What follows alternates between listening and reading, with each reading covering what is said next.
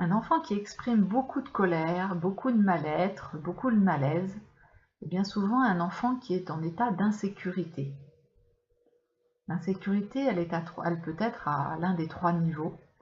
Une insécurité affective, c'est-à-dire qu'il y a un manque d'attention de la part des adultes qui s'occupent de lui, et parfois un manque de cohérence au niveau de ses interactions, un manque de présence.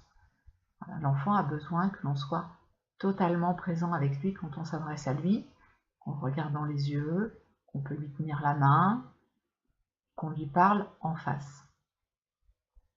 Il a aussi besoin d'un environnement dans lequel il peut évoluer librement. Cet environnement, bien sûr, va être balisé, il va être limité, il va y avoir un espace déterminé dans lequel il pourra évoluer de façon totalement sereine, sans aucun risque de se blesser. Le 3e point, c'est le respect de ses rythmes biologiques.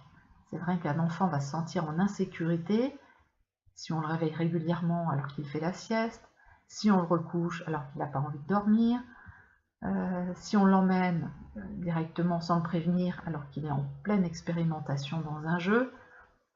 Toutes ces perturbations dans son rythme à lui vont créer de l'insécurité chez l'enfant, ce qui peut créer derrière des soucis de colère.